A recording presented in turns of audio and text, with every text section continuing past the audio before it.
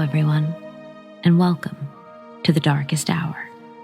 I'm your host, Amanda Jane. Family. Sometimes you just want to escape them, even if only for a moment. You wish you could get along with your sibling or siblings, just for a day. But what if it's a bit deeper than that? Like you have to escape your family, literally, and for your own safety. Or maybe you have no problem getting along with your siblings or parents.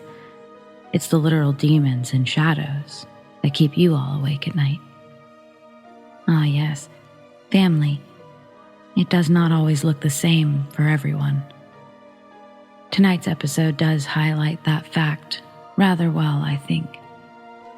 So, let's get started, shall we?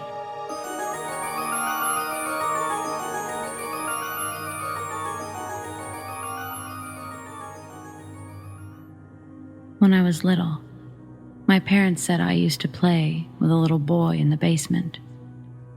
My brother is 5 years older than me, and all of this started when I was 6. I remember putting my shoes on with my dad to head to the gas station, and as I was looking down into the basement, at the very back where my brother's room was, there was a small dark shadow outside of his door with glowing red eyes. My dad said, "Do you see it too?"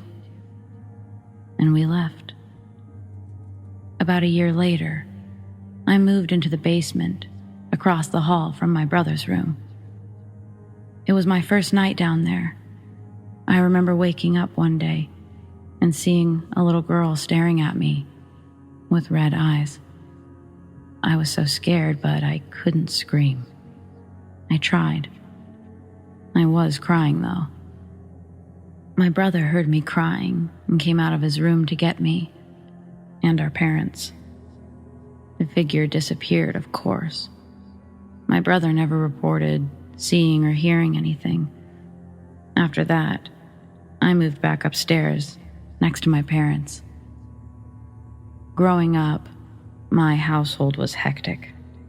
A lot of dark energy could reside there, I think, based on what was happening at this time. I don't feel comfortable going into all of it, but I often escaped by PC gaming right after school and late into the night. I'd usually have headphones on, one ear off and one ear on, in case my mom needed something or someone got into the house. At this point, I heard a man's voice whenever I was in my basement, gaming. It was speaking in a language I couldn't understand. I wondered if maybe I was making it up. The computer desk was right across from the laundry room, which had a bathroom on the other side. So it goes me, laundry room, bathroom. The door to the laundry room suddenly started to swing open and closed, and the light in that room would switch on and off. Sometimes I thought, maybe I left the light on when I went to the bathroom. But after a while, I double-checked that I'd turned the light off. But the door would open and the light would turn on. I asked the spirit, dumb, I know, but I was all of 15 at this point. I asked them to keep the light off when I go to bed. And it did. The door got more intense, and so did the voices. Going into the basement, I didn't feel safe. I always felt watched. Eventually, when I moved into my mom's full-time, this house, my room was the one where my brother's originally was, downstairs in the back. My room started getting knocks on all of the walls, all night long. 3 knocks on each wall, all night. I slept through it. It only got more intense and more intense. I started getting nightmares of this demon who was pale white with long limbs, black empty eye sockets, and an open mouth. It screams and it can block me from getting somewhere. Usually in my dreams, I'd cry, unable to escape this thing. In another dream, I saw a little boy in the basement. It asked me to come play tag. I caught him. He asked for a hug, so I gave him one. He turned his head in a 360-degree motion, and it was the demon. He tried biting me, but I woke up. One night around 3 a.m., I had to go to the bathroom. It was dark, and I had to go through the laundry room. But when I opened the door, I saw a creature. It looked like the Grudge Woman. She was crab walking towards me, her face distorted. She had blonde, greasy, wet hair and was wearing a torn-up white, long dress thing. I flicked the lights on so fast, and thank God it disappeared. The knocking got worse. I asked my mom about it, and she blew it off as usual, saying it was probably rats. There was no proof of rats inside the house or outside.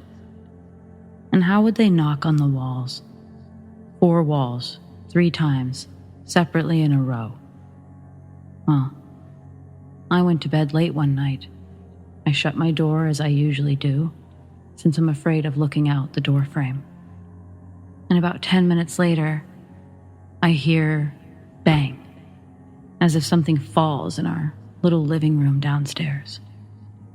I remember thinking it was my dog and saying, "Bear, go upstairs." Bang, bang. It sounded like books falling. And then there were footsteps coming towards me. Oh shit. I called my brother, who was upstairs on the phone. He didn't answer. The footsteps stop at my door, and I literally hear a hand go through the beads that I have hanging on the other side of my door. And to this day, I can't remake the sound that was made on my bedroom door. 2 loud bangs.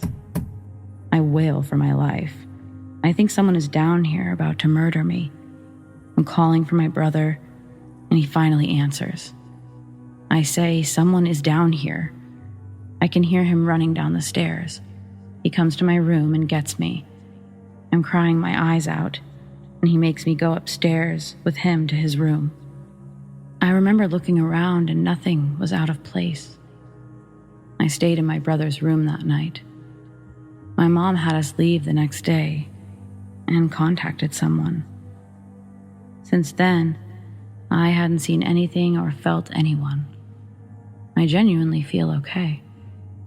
Sometimes when we visit moms, I might feel something, but maybe it's just paranoia. Oh, and the nightmares. I eventually got strong enough to scream back at the demon and tell him he has no power here. I remember trying to tell him that before, but once I meant it, he never came to visit me in dreams again.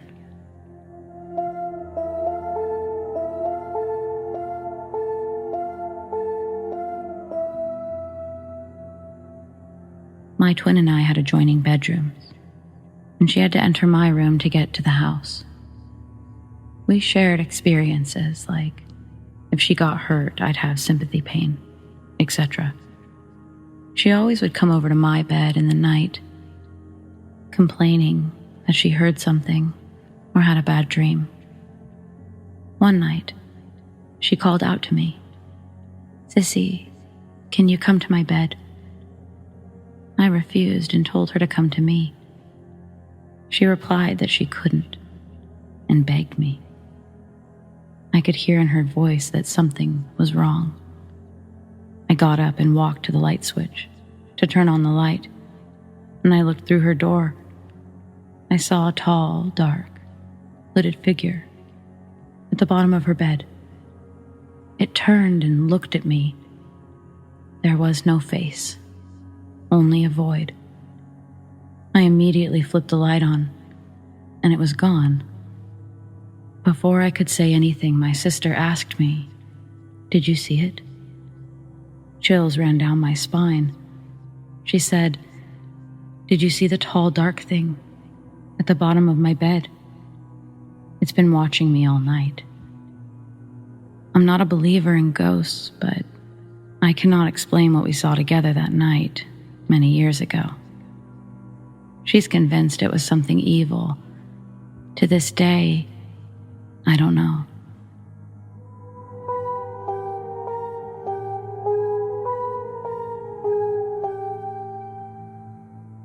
So back when I was growing up, I had a bunch of unsavory shite happen to me and ended up being placed in a foster home.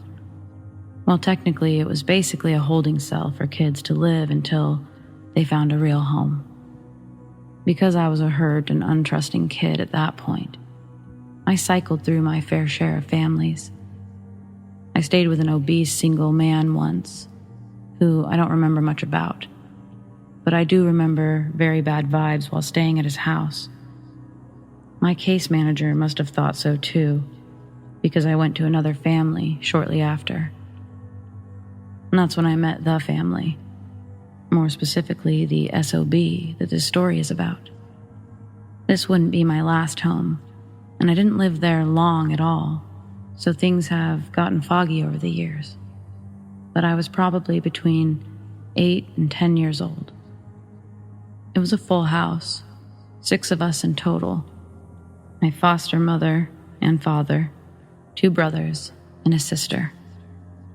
The only person I didn't like straight away was my sister. You know that feeling where you just know when someone wants you off the earth? For me, it feels especially raw when it seems unjustified. Like, I know I was technically a foreign invader, a cancer cell in their home. But guess what? I was a mouthy brat too, and I gave her the attitude right back. So it goes without saying, she and I never got along. My brothers, on the other hand, I loved them. We did everything together. They made me feel completely a part of the family, which is what made what they did to me so confusing. So far, the only slightly unusual thing about this family was that they had an intercom system in the house. Mostly our mother would use it to tell us to go to sleep after hours. A few months go by and summer rolls around. They'd been pumping me up about swimming in the pool in the backyard for a while. The only thing was, because I didn't have a lot of normalcy, I didn't even remotely know how to swim, and I was terrified of open water. On the day that it happened, my brothers and I were all out by the pool. They also had a slide that they used for the pool. It went straight into the deep end. Looking back, that entire afternoon looked so set up. Like the family planned this or something, I swear. They kept pressuring me to try the slide, and that they would come save me if I couldn't swim to the sides. I really wanted to be like them, free to do things without worrying about consequences, and I really believed that they wouldn't let me drown. We were family, right? Okay, great. So I slide down to the pool. Seconds later, I start to drown. I don't know which way is up, and I'm fighting for air, for something to grab. Anything. Well, it seemed like it went on for way too long, and suddenly, my adoptive father has me barely above the water, holding me up with one hand. If at gunpoint I had to describe his face, I'd say it was a demonic mix of lust and contempt. It was really blurry and happened fast, but faces like that are hard to forget.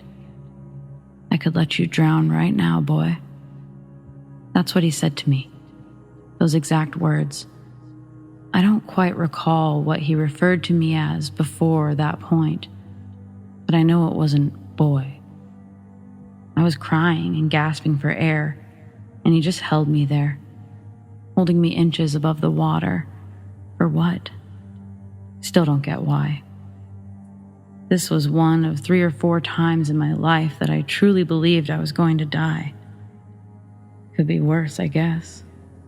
Anyways, Eventually, he walked me over to the edge of the pool and let me go.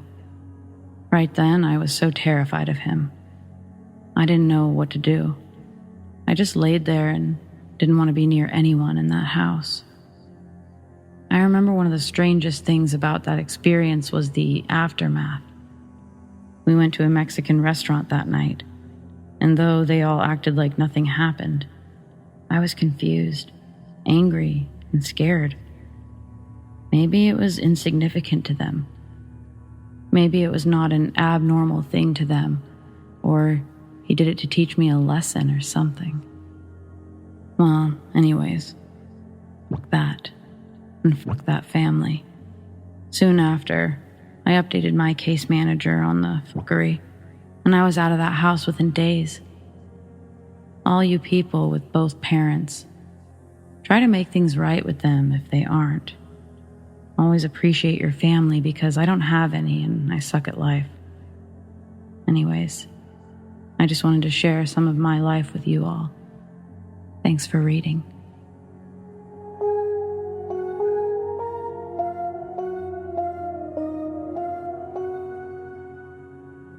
Just a heads up, this may challenge your religious beliefs, and I'm not doing that intentionally.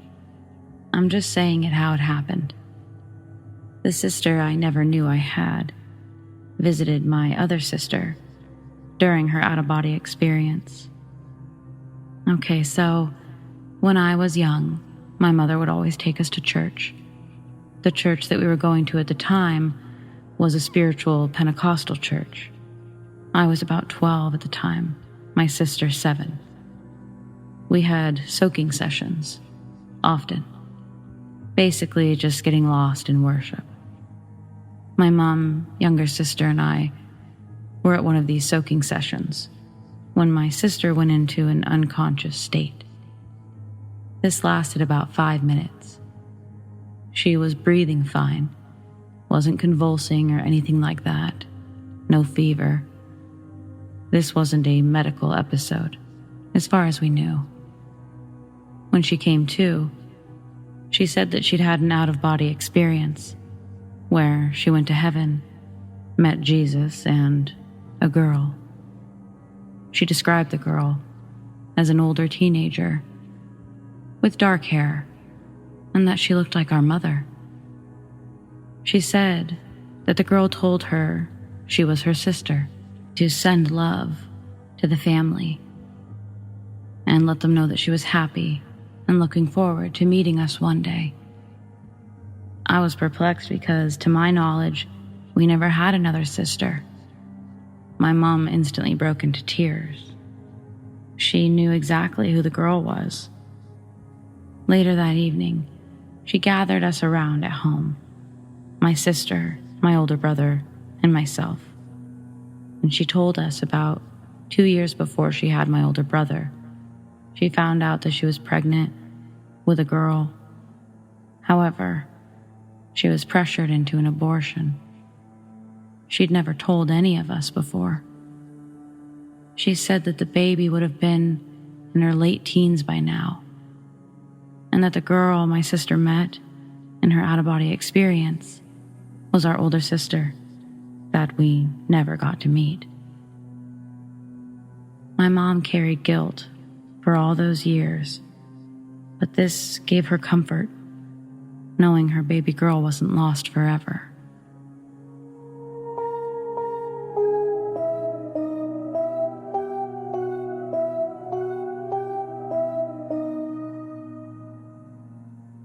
Something has haunted my family for years, which caused Ed and Lorraine Warren to visit my mother in college. But we're still being haunted to this day. My mother went to Eastern Washington University and stayed in one of the houses that the locals rented out to college students. I can't give the exact age of the house, but it was old enough to have a built-in button on the floor that would call up to the servants in the attic. So the house was relatively old. During her studies, she had 3 different roommates. My uncle was the first, who then was replaced by my mother's best friend, who was replaced by my father. All 3 of them can confirm strange happenings in this house, including being woken up in the middle of the night with people whispering. The worst of it was in my mother's room and the attic. My mother hated that house, but she didn't have anywhere else to live, and the dorms were expensive. So she sucked it up and lived there until she graduated. She hated sleeping alone. The air in her room constantly felt thick and heavy. Her closet was constantly freezing cold, and at night, she would hear multiple people whispering incoherent words all at once. While living there, my mother had a cat named Puss, who would constantly hide under the bed. One time, my mother caught Puss out from under the bed, sitting, watching, and growling at one of the corners of the room. My mother went over to Puss, confused at what she was looking at, until she saw a black figure in the corner, slowly starting to move upward toward the ceiling. Puss started to become more aggressive, her hissing and growling getting louder, before she freaked out and shot off back under the bed, still growling at the corner, until the black figure was gone. My mother had never seen her cat act like this. Puss was usually a very loving and happy cat, but whatever that was clearly terrified her cat. Sometime later, my mother was talking with a friend who was excited to be touring two famous paranormal investigators around the college and town, showing them supposedly haunted places. My mother brought up the fact that she always has weird stuff happening in her house, and she thinks that it may be haunted. Her friend got excited and begged for her to let her bring them to the house. My mother refused, since she wasn't willing to stay up late for some people that she didn't even know. My mother didn't know at the time who these investigators were, since she never kept up with paranormal stuff, believing that it can lead to more evil in your life. She only knew that they were on quite a few popular talk shows at the time. These two investigators were Ed and Lorraine Warren. Around midnight, my mother's best friend came to her and tells her that there are people at the door wanting to speak to her. Confused, my mother got in her robe and went to the front door. And that's where she saw her tour guide friend, 12 other students, behind Ed and Lorraine Warren. Lorraine asked my mother if they could come in, as their guide had told them it was possible her house was haunted. My mother agreed to let them all in. Lorraine asked my mother where in the house the haunting was most active. My mother told her that it was her bedroom, and that she would take Ed and Lorraine there, but everyone else had to wait. They agreed, and my mother took Ed and Lorraine to her room. When my mother entered her room, she sat on her bed and asked if they could feel it, how heavy the air was. Ed and Lorraine agreed, saying that the air was heavy, like how it was in some of the haunted places they'd been to. Lorraine walked around the room and then to the closet. She asked if she, my mother, could hear voices there. My mother broke down crying and said that she could hear them every night and that it kept her up at night. Lorraine told her that it was possible that her closet is a doorway for those who have passed, or a doorway to something much worse.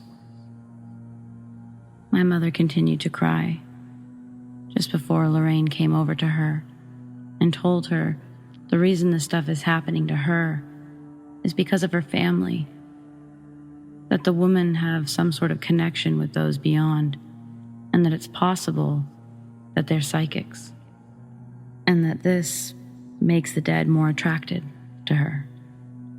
My mother then told Lorraine about the black figure, which Lorraine told her that wasn't from this house, but was connected to her family, mainly her dad's side, and that it most likely went after her grandfather and her father, and now her. The figure isn't a ghost or a demon, but something pure evil, and that it wants her. Fearful, my mother asked them if they could bless her room, which they did. And after further investigation of the house, Ed and Lorraine told her that her house was the first place that actually showed activity and signs of a haunting in the whole area. After they finished blessing the house, Ed and Lorraine left. Time passed, and my mom's best friend moved out, and my dad moved in. The activity in the house still continued after the blessing.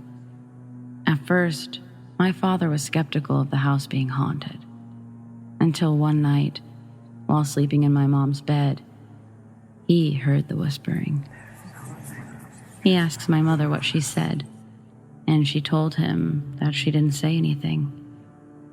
After a few moments of silence between them, she asked if he could hear them. Confused, my father asked what she was talking about, and she told him the whispering.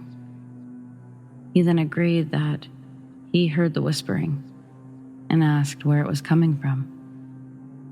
She told him that it was coming from the closet and that it happens every night. Sometime after, my father got curious about whether or not the servants button worked. Originally, no one had ever been up to the attic. Both of my parents made their way up to the attic, but never reached the top, since on their way there, both were left feeling like they couldn't breathe. It felt as though the temperatures had dropped to below freezing, and my mother started to panic. She felt like she was being choked. She quickly told my father, "Turn back around," because it felt as though they were not wanted up there. Not wanting to upset my mother more, my father agreed and turned back around, never to go up there again. Once my mother graduated college, they moved out of the house, and strange events continued to happen, no matter where they moved. Around the time I was born, my parents lived in a rather small house with my 2 older brothers. Constantly, our cats would freak out, growling and hissing at the corners of the house. Not only that, but my mother would constantly see this black figure around the house. Later, my family had our new house constructed, and we moved out of our old one. These strange events followed us and got worse. One day when I was around 5, I was walking outside my room to go downstairs. The moment I walked to the balcony, I feel someone grab my arm extremely rough. I turn around, and I just see a black figure holding my arm. I scream for my mother. My mother comes running upstairs, and she sees the black figure. She grabs my arm and tries to pull me away, but the figure will not let me go. She pulls as hard as she can and rips me away from the black figure. As she does, the figure disappears, and a giant hand mark is left on my arm. My mother runs downstairs and screams at my father to get my brothers, and that we're leaving the house until it's blessed. We later had a priest come to the house and bless it. Afterwards, the activity stopped, but growing up, me and my second older brother would constantly have nightmares of this figure in our dreams, doing awful things to us. But it had bright red eyes and would chase us. Nothing else has happened since then, and I still live in the house, but every once in a while, I get this sudden feeling of fear from the staircase. I never go downstairs at night or without the lights on, out of fear that this thing is possibly still there. I had spoken to my mother about the dreams, and about the stuff that had happened to her, but she tries to avoid talking about it, since she believes the more we talk about it, the more likely it is that it would come back. She has told me, though, that she spoke with my grandfather about the figure. He refused to talk much about it, ever since the first time she brought it up. He went pale as a ghost. He said that the figure used to torment him as a child, and his dad would tell him about the figure and how it would come for him too. My mother didn't realize it was Ed and Lorraine Warren until we were watching a documentary about them. She pointed out that they were the ones who came to her house. I was speechless, and she was confused when I told her that they were the Ed and Lorraine Warren, the most famous paranormal investigators ever. That they were the ones who started publicly doing paranormal investigations, and that there are famous horror movies that involve their lives. My mother freaks out and tells my father about it, and while my father was shocked, he didn't think much of it. I apologize if my story is a little bit all over the place. This is my best attempt to explain my experience and my mother's, since she doesn't like to talk about it much, out of fear.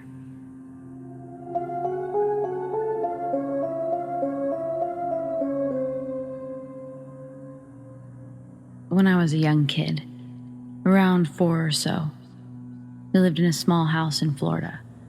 My parents had bought the house right before I was born. I vividly remember going into my bedroom one day and sitting on my bed. There was a window directly across from my bed, and the sun was shining in through the window. I remember pulling out a blue notebook that I loved. It had stickers all over it, and I started to draw in it. All of a sudden, I remember getting up and walking into my closet. I have no idea why I got up and went into my closet. But once I went through the door, I was not in my closet.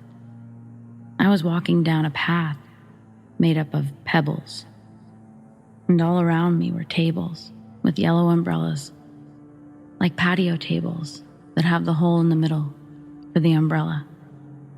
The sun was shining brightly and people were talking and laughing, and I could hear water splashing. For some reason, I remember feeling really happy and excited about this cool place. I couldn't see a pool, but I could hear the water and the splashing, and I could see the tables with the umbrellas and feel the sun.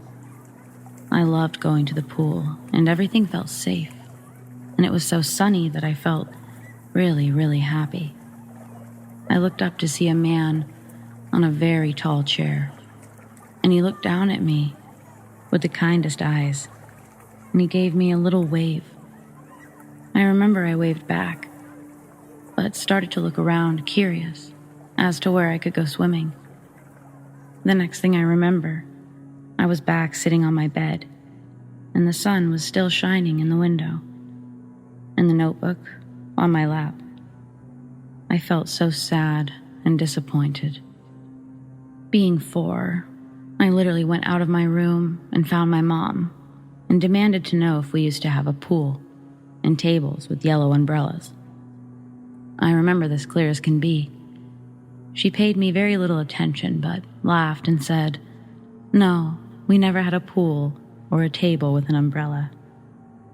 I remember being super disappointed that there was no cool water park or whatever that I could access from my closet.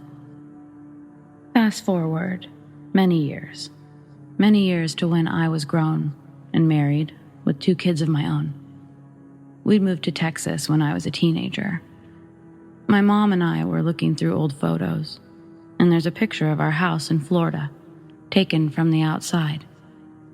My mom says something like, "Do you remember much about that house?"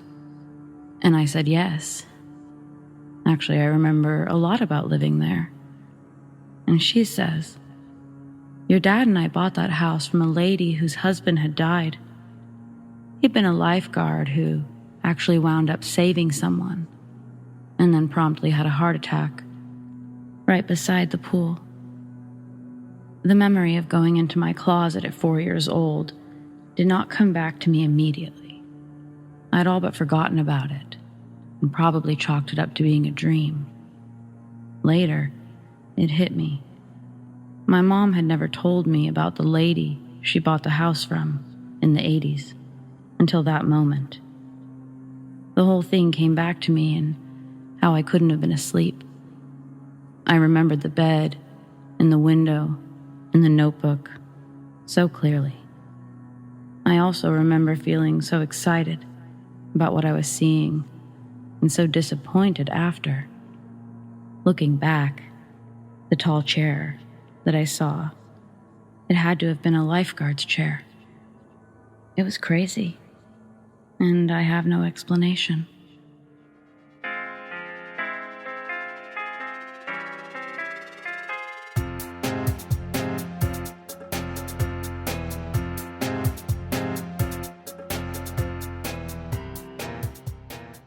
And with that, we've officially reached the end of tonight's episode. Thank you so much to everyone for sharing your stories, and to everyone for listening.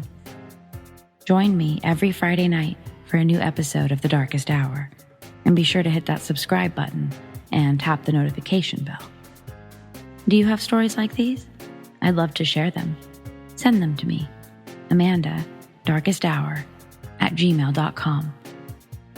Stay spooky.